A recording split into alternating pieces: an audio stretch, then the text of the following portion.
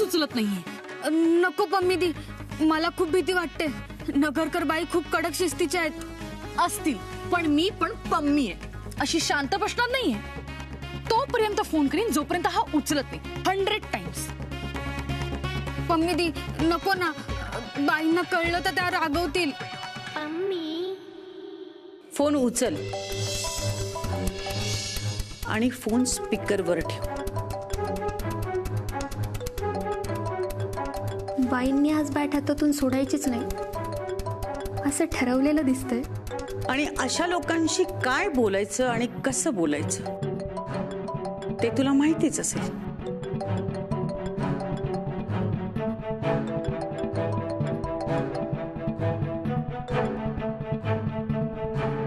हाय शुभू, कसा आहेस? I hope सगळं छान असेल. काय झालं शुभू? मम्मीने तुझं कुकुलं बाळ केलंय का?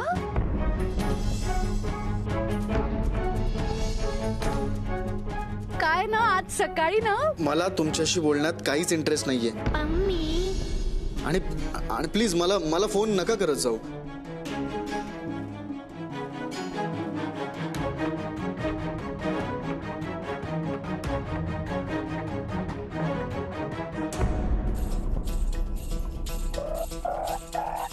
माझ्याशी असं बोलला? माझा फोन कट केला याने? पम्मी दी काय बोललेत फोटोग्राफर? तो ना सॉरी म्हणत होता आणि नंतर ना नेटवर्कचा काहीतरी प्रॉब्लेम झाला बहुतेक. काही ऐकायलाच नाही आलं मला. मग परत करूया का? कशाला परत परत?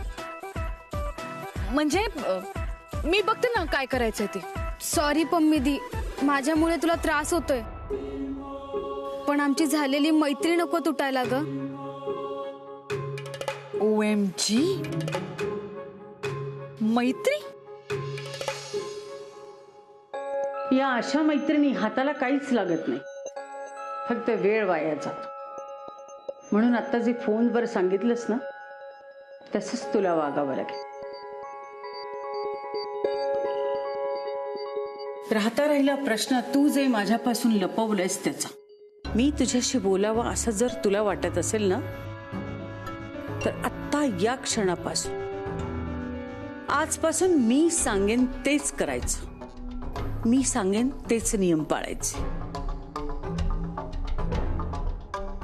हे जर तुला मान्य असेल ना तरच पुढचं काही बोलण्यात अर्थ आहे. आणि हे जर तुला मान्य नसेल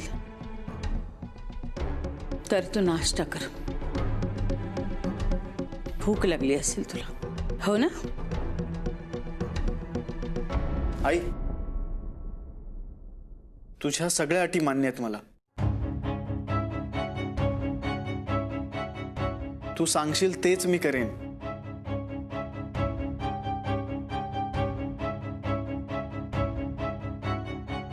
आता या क्षणापासून तू माझ्यापासून काहीही लपवणार नाहीस. कृष्णकांत, हे नियम जरी फक्त शुभंकर साठी असले ना तरी त्या गोष्टीची काळजी तू घेतलीस तर खूप बरं होईल.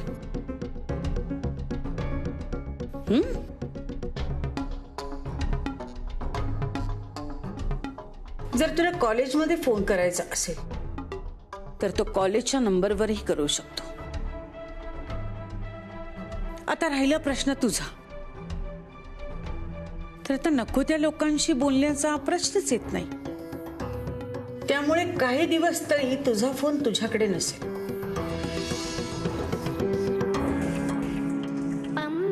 तू काळजी करू नकोस, मी फोन करेन शुभूला.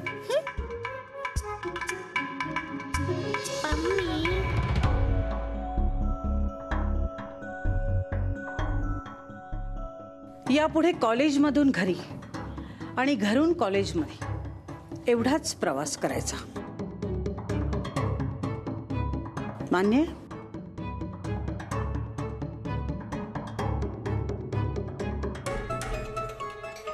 आशू, कॉलेज बुटीकच्या समोर आहे ना? म्हणजे भेट झालीच समज.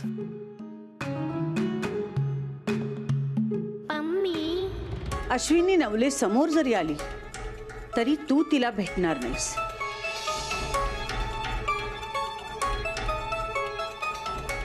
तिच्याशी कुठलाही संबंध ठेवायचा नाही, मैत्री सुद्धा.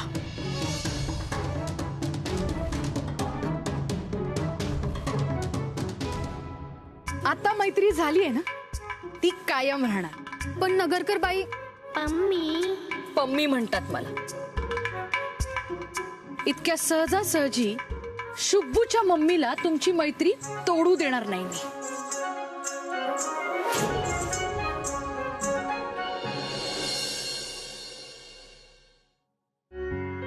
आशू,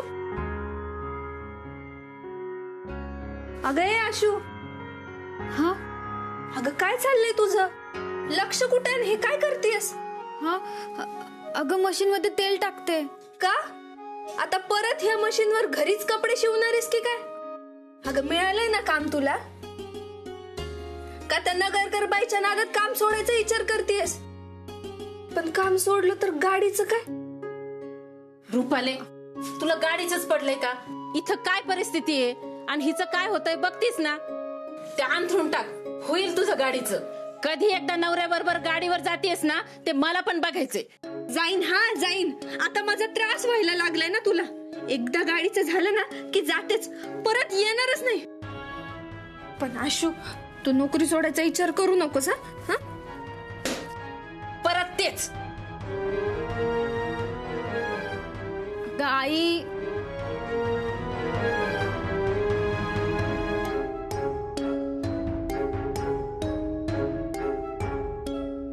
कसला विचार करतेस ग? सकाळी जे झालं ना ते सगळं डोक्यातून काढून टाक. आई, त्या नगरकर बाई किती रागवल्या होत्या ग. घरी जाऊन फोटोग्राफरला खूप बोलल्या असतील ना. अगं ती पण एक आई आहे. मग आई म्हणून शुभंकरची काळजी वाटणं साहजिकच आहे ना. आता एखादा दिवस तुला जर उशीर झाला तर माझं कसं होतं माहिती आहे ना तुला. मग शुभंकर रात्री घरी नाही आला तर त्यांना राग आलाच असणार ना. आणि रागात आपण बोलून जातो ग. पण आई, मला त्यांना सांगायचंय, ते जे काही समजताय ते चुकीचं आहे. हो, पण आता तू त्यांनाही वेळ दे आणि तू पण वेळ घे. हे बघ, मशीन अडकायला लागलं की आपण जरासं तेल सोडतो की नाही, तसं भांडण झालं की आपण एकमेकांना कितीही सांगण्याचा, समजवण्याचा, आपली बाजू मांडण्याचा प्रयत्न केला तरीही खटके उडून गोष्टी तिथल्या तिथेच अडकतात. अशा वेळी आपण मशीनमध्ये तेल सोडतो की नाही, तसंच एकमेकांना वेळ द्यावा लागतो. म्हणून वेळ जाऊ दे, त्यांच्या मनातले गैरसमज आपोआप दूर होतील. पण आई, त्यांचा राग कधी शांत होईल? त्यांचा राग कधी शांत होईल माहित नाही. हा, पण त्या आता निवांतपणे शांत नक्की झोपल्या असतील. आणि तू पण आता हे सगळं आवरून शांत झोप. सकाळी कामावर जायचंय ना. हो, नशीब माझं. मला वाटलं का मला राम राम ठोकलं की काय. तू काय बघतेस ग? सकाळी भांडून गेलेत ते, पण दिवसभर सगळा राग माझ्यावर. तू शुभंकर तिथं ना खाऊन पिऊन ढाराढूर झोपला असेल. रुपाले, गप बस.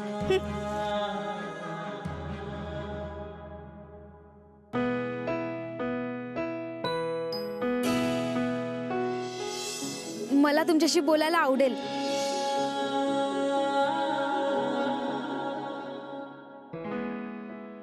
बाबा, तुम्ही. शुभंकर, हा बाबा. काय रे, आज आपलं नुसतं जेवायचं म्हणून 2 घास खाऊन उठलास? नाही बाबा, माझं पोट भरलं होतं.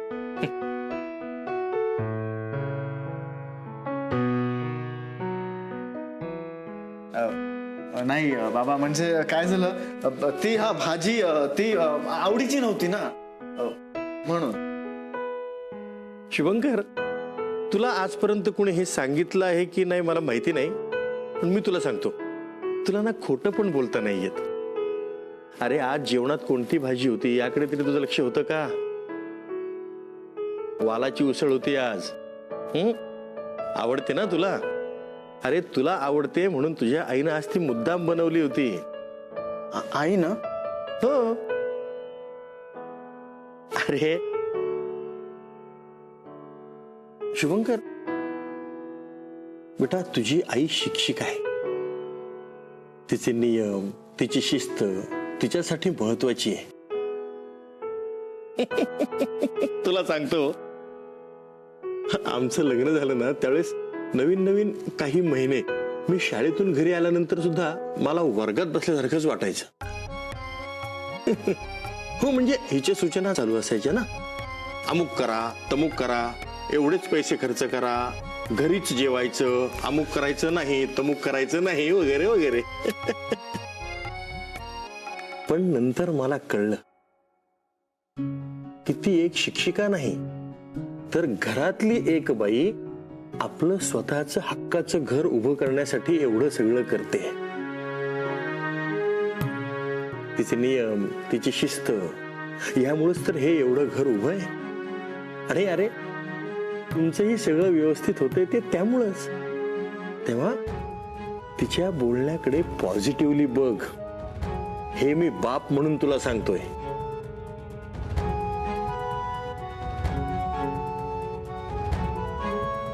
एक मित्र म्हणून मला सांग, तुमची फक्त मैत्रीच आहे? हो बाबा, आमची फक्त मैत्रीच आहे, आणि ती सुद्धा कालच झाली. तुम्ही ते पुस्तक शोधत होतात ना, ते पुस्तक सापडले बघा, तेच आहे. बघतो.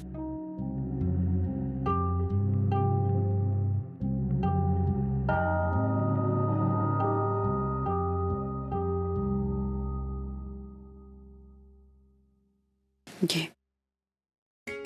आई नाही, नको. अरे, मी तुला फोटोग्राफीची ऑर्डर न घेण्याची अट घातली आहे. तुझ्या आवडीचे फोटो तर नक्कीच काढू शकतोस.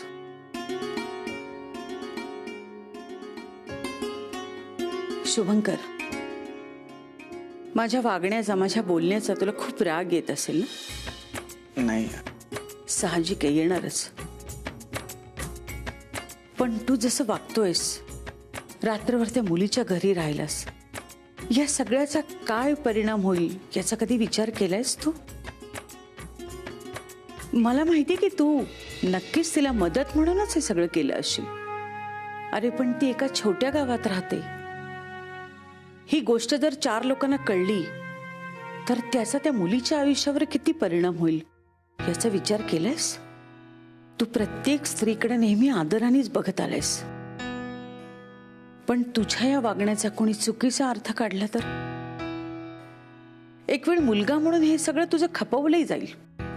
पण त्या मुलीचं काय? तिचा विचार केलायस? म्हणून यापुढे काहीही करताना तिचा विचार कर. बाकी तू मला दिलेला शब्द मोडणार नाहीस याची खात्री आहे मला.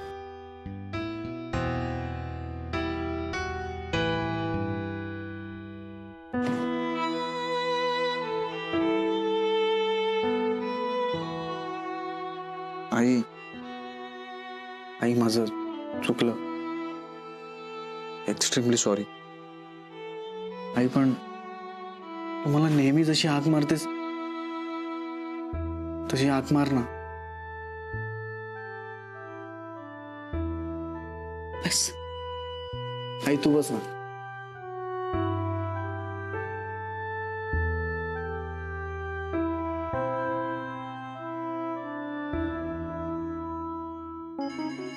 अर्धपोटी राहिलंस ना तर रात्रभर झोप नाही येणार.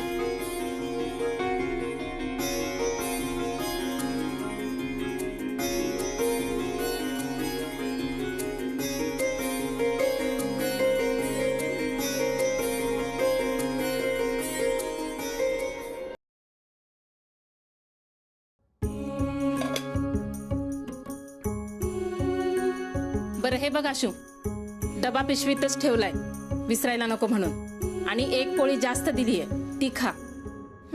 नाहीतर परत चक्कर येईल आणि मग परत रुपाली, नको आता तो विषय परत. हे बघ आशू, आपल्याला कुणाचे उपकार नको. आपण आपली काळजी घेतलेली बरी. आपलं कामानं आपण.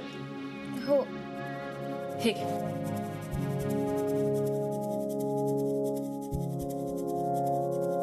हा घे. आणि काही वाटलं तर रुपालीच्या फोनवर फोन कर. 1 मिनिट.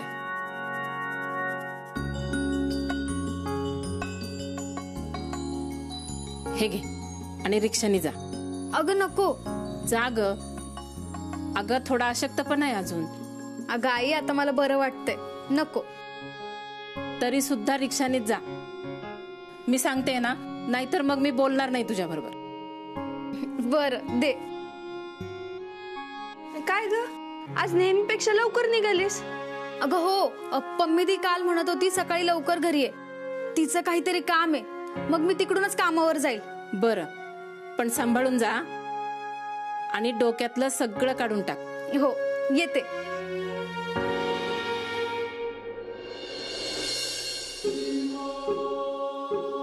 बघितले साशू किती सँडल्स आहेत माझ्याकडे. ते काय ना, माझ्या प्रत्येक कॅरेक्टरसाठी ना मी वेगवेगळे सँडल्स वापरते. No repeat. ते बघ, ते पहिले सँडल्स आहेत ना, ते माझ्या हबीने दुबईहून आणले होते.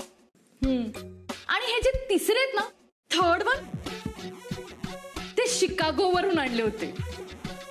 झेंडू, ते तुला ठेव, मी एकदा घालून झालीये. काय मग आशू, कसे वाटले तुला माझे सँडल्स? छान आहे. ए, तुला पण यातले कुठले हवे असतील तर घे. हा, नाही नाही नको. बर, तुला शुभ्बूला भेटायचंय ना? हो. आज शुभ्बू कॉलेजमध्ये येणार आहे. माझ्यामुळे त्यांना जे काही ऐकून घ्यावं लागलं त्यासाठी एकदा माफी मागायची आहे. पण पम्मी दी भेटणार कुठे? बाळ, होय.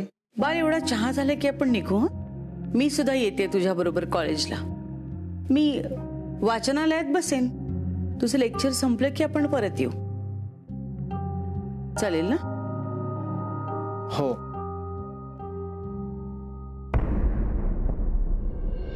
पम्मी दी, आपण इथे फोटोग्राफरला भेटलेलं बाईंना नाही आवडणार. हे बघ, हे त्यांचं घर नाहीये, हे कॉलेज आहे. आणि तसंही शुभूची मम्मी काय शुभूचा हात धरून त्याला कॉलेजमध्ये घेऊन येणार आहे का?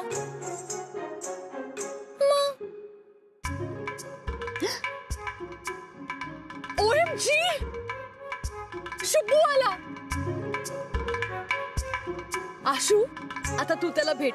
All the best.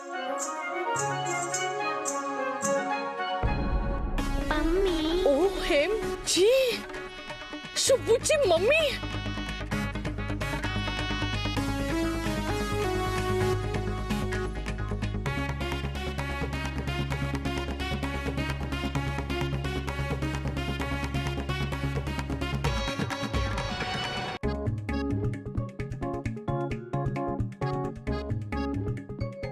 OMG, शुभूची मम्मी खरंच शुभूचा हात धरून त्याला कॉलेजमध्ये घेऊन आली. पम्मी दी, आपण इथून जाऊया.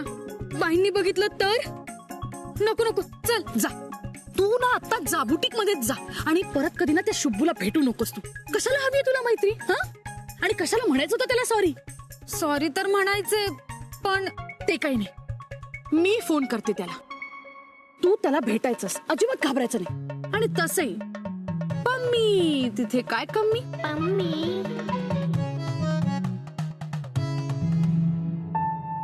आई, मी लेक्चरला जातो.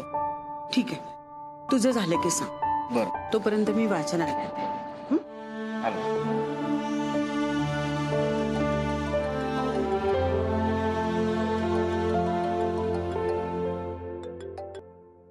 हॅलो शुभू. शुभू नाही, शुभंकर. आणि बाळ लेक्चरला गेलाय. आणि त्याने तुम्हाला सांगितलंय ना तुमच्याशी बोलण्यात त्याला काहीही इंटरेस्ट नाहीये म्हणून. त्यामुळे यापुढे फोन नाही केला तर बरं होईल.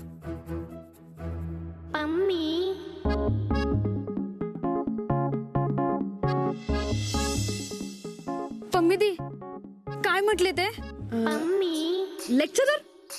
लेक्चरर मध्ये होते ते. पण आशू, आता शुभूची मम्मी वर्गात तर नाही ना जाऊ शकणार. हीच ती वेळ आहे. जा, आताच्या आता जा आणि त्याला सॉरी म्हण. आता तर फक्त तुमची मैत्री झाली. लवकरच तुम्हाला लग्न बंधनात नाही ना अडकवलं तर नाव नाही लावणार मी पम्मी.